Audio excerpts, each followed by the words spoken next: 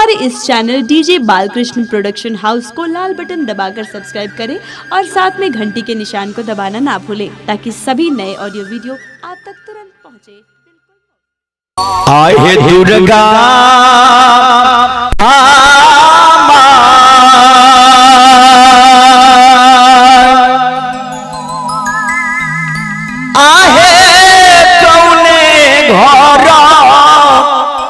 रसला हे दुर्गा माय कौने घर में बसला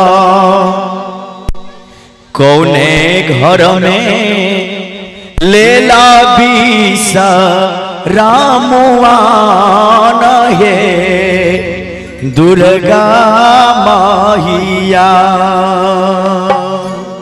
बोले दुर्गा मैया की जय। आहे दुर्गा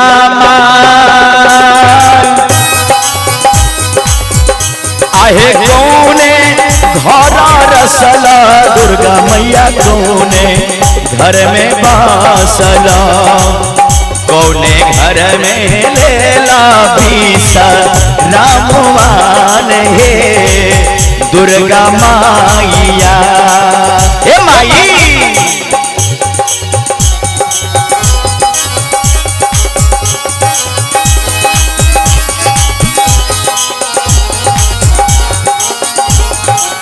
बहुत बढ़िया।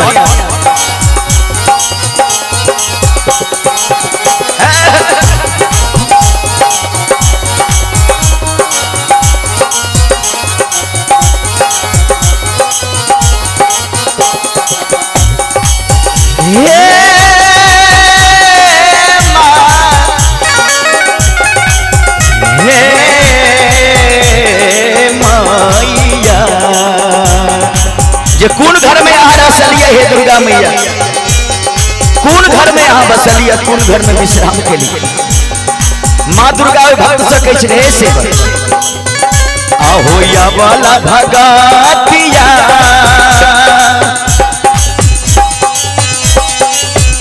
आहो मुनहर घर रसलों से बतिया धर्म घर में रसलो सेवक घर में ले लो बीस रामवान हो अबल दुलारुआ। जय हो।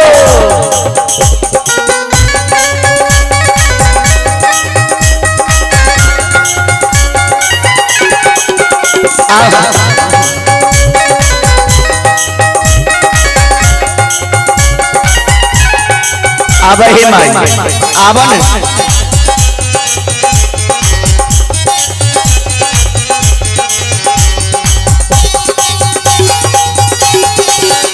एक बार ताली बजा के मैया के नाम से जय हो जय हो।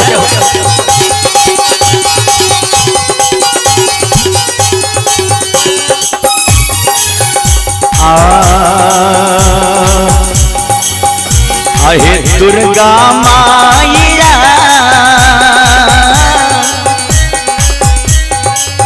कौने फूला रोहन भगवती मैया कौने फूला पहिरन कौने फूला तोहरो से गाराबान हे भगवती मैया। आहे भगवती मैया हे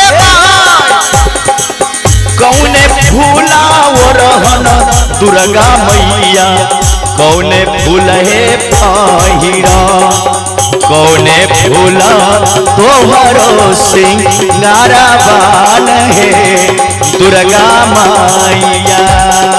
अब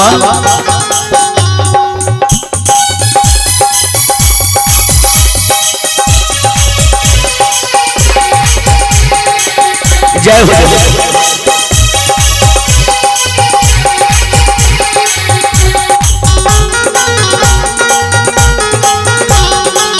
बोले साचे दरबार की जय हो।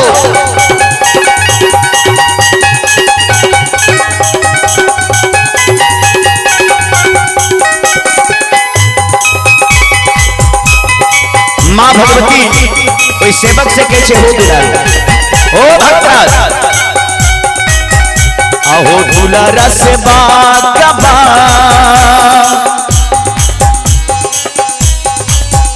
आहो बेली भूला और हम से बतिया चमेली भोला पाहिरान अरहुल भोला हमारो सिंगाराबा ने हो अबला भगतिया अबला भगतिया